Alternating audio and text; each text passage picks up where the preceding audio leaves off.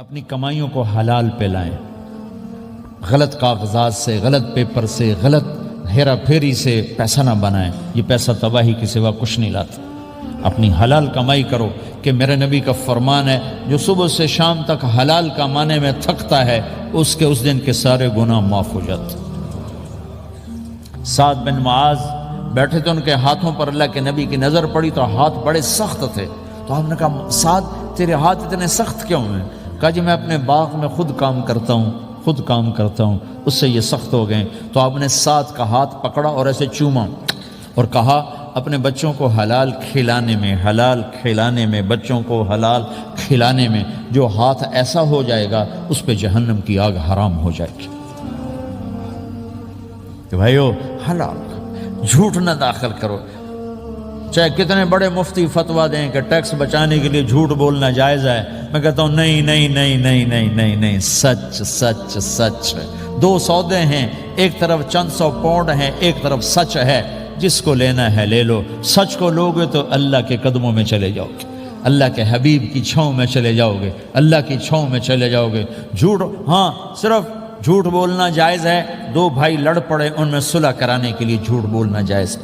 میاں بیوی لڑ پڑیں تو بیوی کو منانے کے لیے خامند جھوٹ بول سکتا ہے، خامند کو منانے کے لیے بیوی جھوٹ بول سکتی ہے۔ اس کے علاوہ جھوٹ نہیں ہے، سچ کے ساتھی بنو۔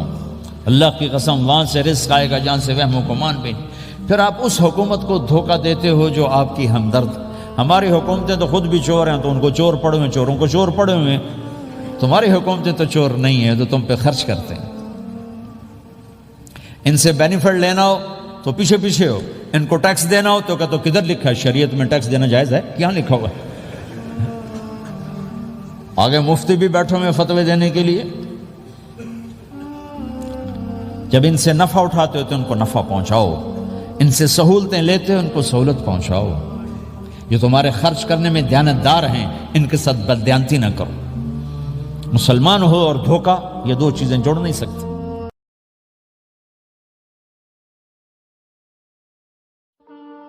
دعا دو اس کملی والے کو جو یہ کام کروا گیا، ورنہ میرے رب کی قسم ہم وہ کچھ کر چکے ہیں جو پہلی امتوں نے اس کا 1000واں حصہ نہیں کیا۔ موسیٰ علیہ السلام کی قوم نے مچھلی کھائی تھی، اللہ نے کہا ہفتے کو نہ کھاؤ باقی دن کھاؤ، انہوں نے کھا لی۔ مچھلی کسی کی ذاتی ملک، ذاتی پراپرٹی نہیں تھی کہ کسی وہ حوض تالاب کی، دریا کی مچھلی تھی، حلال، کہ ہفتے کو نہیں کھانے، انہیں کھائی، اللہ نے بندر بنا دیا۔ ماں باپ کی نافرمانی مچھلی کھانے سے بڑا گناہ ہے۔ جاؤ دنیا میں پھرو، ماؤں کا حال پوچھو کہ اولاد کے ہاتھوں کس طرح تنگ ہیں۔ تمہیں یہاں تو جو گزرا، میں نے پاکستان کی سنا رہا ہوں، ایک بیٹی ماں کو کہہ رہی تھی بھوک نہیں، اور ماں کے آنسو ایسے گر رہے تھے۔ بیٹی ماں سے کہہ رہی تھی بھوک نہیں، اور ایسے اس کے آنسو گر رہے تھے۔ میرے نبی سے پوچھا گیا یا رسول اللہ قیامت کب آئے گی؟ آپ نے کہا اللہ کو پتہ۔ کہا کوئی نشانی بتا دیں؟ کہ جب ماؤں کو ذلیل کیا جائے گا آ جائے گی۔ میرے نبی نے کہا کاش میری ماں زندہ ہوتی تو تم دیکھتے میں اس کی کیسی خدمت کرتا۔ چونکہ ماں کو دیکھا ہے، ابا کو دیکھا نہیں۔ اور 6 سال کا زمانہ گزرا ہے، 6 دن کے بعد آنسو ختم ہو جاتے ہیں، چاہے ماں مرے چاہے باپ مرے۔ ہفتے بعد کبھی کبھی رونا آتا ہے، 2 ہفتے بعد رونا بھی چاہو تو رونا ختم ہو جاتا ہے۔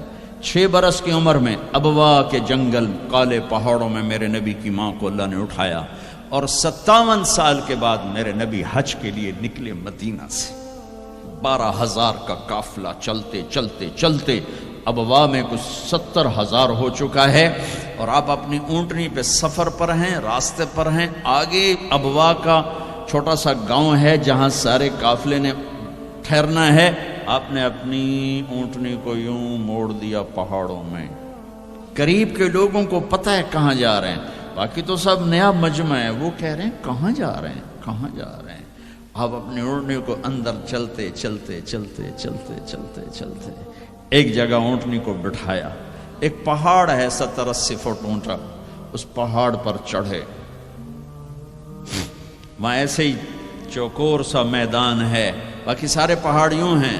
سن 2000 میں بھی اماں آمنہ کی قبر کی زیارت پہ گیا تھا، جو میں وہاں، میں تمہیں کیا بتاؤں۔ میں یہ واقعہ ہزاروں دفعہ سنا چکا ہوں، ہر دفعہ ہی ایسے رونے بیٹھ جاتا ہوں کہ پھر میں وہاں نہیں کھڑا ہوتا، پھر میں وہاں ابوا پہنچ جاتا ہوں۔ میں دیکھتا ہوں 6 سال کی عمر میں میرے نبی کو اللہ نے یہاں اتنا بڑا امتحان دیا کہ جنگل میں ماں کو موت دے دی۔ 25 سال کی عمر میں ماں مر گئی، اچانک مر گئی، کوئی بیماری نہیں، کچھ نہیں، جس کو آج ہم ہارٹ اٹیک کہتے ہیں، ہارٹ فیلئر کہتے ہیں۔ اتنا آخری جملہ کہا، کل حی میت و کل جدید بال وقد ولدت طہرا۔ بولا نہیں جا رہا تھا تو بجھتے بجھتے بھڑکتی شمع نے کہا، بیٹا ہر زندہ نے مرنا ہے، ہر جوانی نے ڈھلنا ہے، لگتا ہے تیری ماں کا آخر آ چکا ہے، لیکن میں نے ایک بچہ جنا ہے جو سارے عالم کو پاک کر دے گا۔ اور شمع خاموش ہوگی۔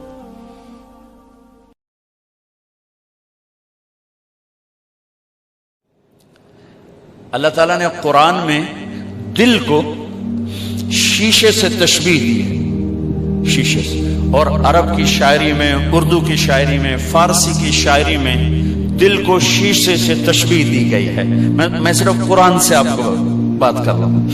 المصباح فی زجاجہ الزجاجۃ کأنہا کوکب درّی، یہ دل شیشہ، شیشے سے تشبیہ دینے میں پتہ نہیں کتنی وجوہات ہیں۔ ایک وجہ میرے مضمون سے متعلق، شیشہ ٹوٹے جڑتا نہیں، ہر چیز ٹوٹ جائے جڑ جاتی ہے، شیشہ ٹوٹ جائے نہیں جڑتا، پھر آگ میں ڈالنا پڑے گا۔ یہ کم بخت دل بھی کچھ ایسا ہے کہ ٹوٹے تو جڑتا نہیں، اور اسے توڑنے کے لیے خنجر نہیں چاہیے، یہ زبان ہے جس سے یہ کٹتا ہے، اور اس کو جوڑنے کے لیے کوئی آئنٹمنٹ نہیں چاہیے، یہی زبان کا میٹھا بول ہے جو اسے جوڑ دیتا ہے۔ ایک بول جوڑ دیتا ہے، ایک ہی توڑ دیتا ہے۔ ساری دنیا کا شہد اکٹھا کروں، زبان کا بول اس سے میٹھا ہے۔ ساری دنیا کے 7 سمندر کی کڑواہٹ اکٹھی کروں تو زبان کی کڑواہٹ اس سے زیادہ ہے۔ یہ 32 دانتوں کے درمیان اور 2 ہونٹوں کے درمیان مرہم بھی ہے اور زہر بھی ہے۔ اسے میرے نبی نے فرمایا، معاذ تمہیں سارے دین کا خلاصہ بتاؤں؟ کہا جی بتائیں، تو آپ نے یوں کیا، یہ زبان۔ ایک روایت، معاذ تمہیں دین کی بنیاد بتاؤں، دین کا ستون بتاؤں، دین کی چھت بتاؤں؟ یہ تعبیر میری ہے، الفاظ کچھ اور۔ بنیاد، پلر، چھت، عمارت پوری ہو گئی۔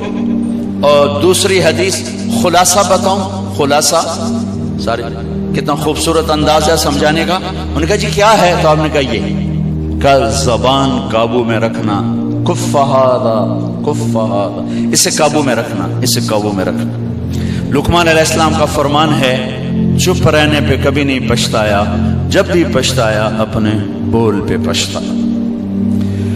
تو میری آپ کی زندگی میں جو خوبصورتی آئی، ایک اس دل کو نفرتوں سے پاک کر دیا۔